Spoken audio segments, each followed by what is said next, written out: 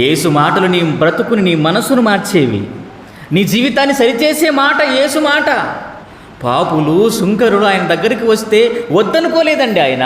రండి నా దగ్గరికి రండి, కమాన్, నేనే మీ రక్షకుడను, నేనే మీ దేవుడను, నేనే మీ బ్రతుకులను మార్చడానికి దివి నుండి భూమికి దిగిన రక్షకుడను. వచ్చేయండి నా దగ్గరకు వచ్చే. మిమ్మల్ని సమాజం చేర్చుకోకపోవచ్చు, మిమ్మల్ని సమాజం ప్రేమించలేకపోవచ్చు, నేను చేర్చుకుంటాను, నేను ప్రేమిస్తానన్నాడండి యేసుప్రభు. ఆయన ప్రేమ అమితమండి.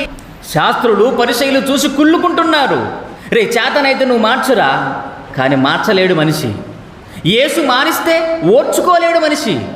ఈరోజు సమాజంలో ఉన్నామండి, మనం సమాజం బ్రతుకుతున్నామండి. రకరకాలుగా ఆలోచన కలిగిన వారు మన చుట్టే ఉంటారు. మరి మనమేం చెయ్యాలి? మార్చడానికి ప్రయత్నించాలి. యేసు అదే చేశాడు. పాపుల మధ్య ఉన్నాడు, పాపులతో తిరిగాడు, పాపులతో కలిసి భోంచేశాడు, కానీ ఆయన జీవితాన్ని పవిత్రంగా కాపాడుకున్నాడు. పాపికి అవసరమైన సందేశాలు ఇచ్చాడు ఆయన. ఈ మాట చదివినప్పుడు అండి మనసంతా ఇదైపోయిందండి. యేసు మనస్సు ఏంటండి ఇంత గొప్పగా ఉంది. కానీ యేసుని ఎంతమంది అన్నారండి ఆ రోజు, రే నువ్వు దయ్యం పట్టినవాడురా, తిండిపోతురా, త్రాగుపోతురా, సుంకరులకు పాపలకు స్నేహితుడు అంటే ఏమైనా అనుకునండి. నేను వచ్చింది వారి కోసం, నా తండ్రి పంపింది పాపి కోసమే. అందుకే మొదట మనం చదువుకున్నామే మత్తయి సువార్త 1:21. ఆమె యొక్క కుమారుని కనును, ఆయన వారి పాపముల నుండి రక్షించును. యేసుక్రీస్తు వారు.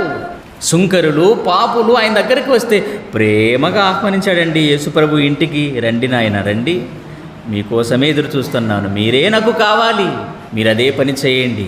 మీరు ప్రార్థనకు వచ్చే యవనస్తులైనా, ప్రార్థనకు వచ్చే యవనరాన్రైనా, ప్రార్థనకు వచ్చే స్త్రీలు, పురుషులైనా వ్యక్తిగత విషయాల్లో వేలు పెట్టి మాట్లాడొద్దండి. అందరూ అంతటా పాపం చేసిన వారే, నీతిమంతుడు లేడు, ఒక్కడూ లేడు. ఆ మనిషిలో ఉన్న మలినాన్ని కడిగే వాక్యాన్ని చెప్పండి. అవసరమైతే 4 మాటలు మంచిగా మాట్లాడండి.